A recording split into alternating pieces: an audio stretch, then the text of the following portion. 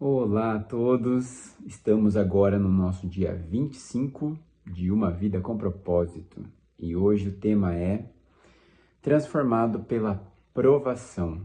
Eu quero começar lendo um texto que está em 2 Coríntios, capítulo 4, versículo 17, que diz assim, ó, Estes nossos sofrimentos e aflições, leves e momentâneos, não durarão muito tempo. Entretanto, este curto tempo de angústia resultará em uma glória eterna sobre nós para todo o sempre. Então o apóstolo Paulo está falando que esse período de aflições que vivemos nesse mundo é breve e é leve perto do que Cristo viveu, né? E que a gente tem que passar por isso, porque depois o que vem é uma glória maravilhosa. Então a gente já sabe que os problemas existirão nesse mundo. Jesus mesmo disse, né? Nesse mundo vocês terão aflições, mas tenham bom ânimo. Eu venci o mundo. E os problemas, na verdade, que a gente vive por aqui, Deus usa eles, Deus consegue transformar até eles em algo que nos amadurece, em algo para o nosso benefício. Então, em primeiro lugar, os problemas nos aproximam do próprio Deus, na verdade, né? Quando a gente tem que lidar com esses problemas, a gente depende mais de Deus. A gente percebe as nossas limitações e como a gente precisa dele, né? Esses problemas nos obrigam a olhar para Deus de corpo inteiro, né? Como se a gente entregasse tudo de verdade, a gente fosse de todo o coração mesmo, precisando dele, realmente assumindo isso, né? Então isso é muito importante. E você nunca saberá que Deus é tudo o que você precisa até que Ele seja tudo o que você tiver. Essa é uma frase muito legal no livro e eu achei importante compartilhar aqui, né? Eu achei muito bacana mesmo, porque é isso. A gente tem uma teoria sobre Deus ou sobre a nossa relação com Deus, mas é na hora que a gente precisa mesmo, que Ele é mesmo a nossa única saída e que Ele de fato se torna tudo o que a gente mais precisa para viver, é que aí sim a gente entende o significado de dizer que Deus é tudo para nós, né? Então, você nunca saberá que Deus é tudo que você precisa até que Ele seja tudo que você tiver. Então é uma frase muito, muito interessante, muito verdade, né? E aí a gente vai lembrar então de um texto que também é muito conhecido, que está lá em Romanos, capítulo 8, que fala que todas as coisas cooperam para o bem, né, daqueles que amam a Deus. E realmente Deus faz tudo cooperar para o amadurecimento das pessoas que confiam nele, de quem ama ele.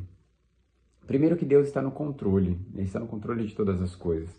Romanos 8, versículo 28 e 29 diz, Estamos e sabemos que tudo quanto nos acontece está operando para o nosso próprio bem, se amarmos a Deus e estivermos ajustados aos seus planos. Desde o princípio de tudo, Deus já conhecia os seus escolhidos e Ele também os predestinou para que se tornassem semelhantes à imagem do seu Filho, de tal modo que seu Filho seja o primeiro entre muitos irmãos. Então, Ele usa tudo o que está acontecendo para nos tornar parecidos com Jesus, e nada foge do controle dele. Ele já sabe, né? Então, isso nos dá uma segurança e ainda nos faz amá-lo ainda mais. Ele usa até os problemas para nos transformar e nos fazer mais parecidos com Jesus. Então, só Deus consegue fazer isso. Faz até o pior momento, a pior situação, resultar em algo bom, em algo do bem, né? Só Deus faz o bem aflorar na pior situação. E basta a gente pensar na cruz, por exemplo, né? A crucificação foi um ato horrível, né? É uma tortura, é um sangramento, é uma asfixia, é uma morte horrível. E Deus consegue transformar aquela situação de crucificação num ato de salvação e de declaração de amor, a maior declaração de amor que jamais existiu. Então, é assim que Deus age. Então, se você ama a Deus, você vai querer ser mais parecido com Jesus e Ele vai usar até os problemas para fazer isso acontecer. E tem outros textos que falam sobre isso e até outros personagens, né? A gente pode pensar em José, em Ezequias, em Jeremias. José, por exemplo, ele foi vendido pelos irmãos, foi para o Egito como escravo, foi preso injustamente, mas depois ele foi transformado no governador do Egito e salvou as pessoas da fome. E ele reconhece, Deus transformou toda a injustiça que acontecia comigo para o bem, para a salvação de todas as pessoas. Então a gente só vai entender depois, né? Mas confiando em Deus, Deus vai moldando o nosso caráter, nos preparando para a missão, e aí quando estamos prontos, Ele usa a nossa vida para trazer uma grande salvação, para se revelar para as pessoas, né? Então isso é muito interessante. Ezequias passou por isso quando ele ficou com uma enfermidade grave. Jeremias que cita aquele texto, né? Eu é que sei que planos tenho acerca de vós, né? Pensamentos de paz. E é lindo aquele versículo também.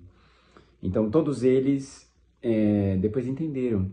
E agora, mesmo sem entender, eles permaneceram perseverantes na promessa, tinham em mente que Deus é maravilhoso, gracioso e sabe o que faz. Tinham em mente as promessas de glória futura. Então tudo isso sustentou eles nesse momento. E assim eles conseguiram amadurecer durante a provação, né? Durante os problemas. Outra coisa, se alegrar no Senhor em meio à situação, né? Isso é um desafio, né? Ele compartilha da nossa dor, ele sabe, ele não é insensível, né? Quando ele fala assim, neste mundo tereis aflições, tenham bom ânimo, eu venci o mundo. Quem está falando isso é o Cristo que foi para a cruz. Então ele sabe, né? Tem uma música que fala isso, só quem sofreu pode avaliar quem sofreu, pode se identificar, pode ter o mesmo sentir. E é isso, Jesus pode, ele pode falar isso. E ele não fala pra gente se alegrar por causa da dor e do problema e do sofrimento, mas enquanto passa pela dor, pelo problema e pelo sofrimento. A gente tem que se alegrar por ter Deus no meio de tudo isso e por saber que ele vai conseguir reverter tudo isso em bênção de alguma forma, né? Outra coisa é enfrentar a situação com Deus até vencer, não desistir, né? Em meio aos problemas, às provações, não desistir. Deus quer nos moldar, Deus quer transformar nossa vida, Deus quer nos ensinar algo. Então eu vou persistir até aprender, até amadurecer, até viver o que tenho que viver. É sobre isso, né? Então buscar entender o que eu preciso ser, mudar, aprender. E não ficar perguntando por que comigo, por que isso. Não. O que eu tenho que aprender aqui? Qual é o desafio que eu tenho que superar aqui? O que Deus quer me ensinar sobre a minha relação com Ele? Sobre quem eu tenho que ser? O quê? E aí, eu quero deixar então a pergunta de hoje com vocês, que é: que problema em minha vida permitiu que eu experimentasse um crescimento maior? Em que situação da minha vida eu percebi que o problema me trouxe amadurecimento? Pensa aí. Voltamos então amanhã com mais um dia sobre nós estarmos sendo transformados em pessoas mais parecidas com Jesus. Até lá.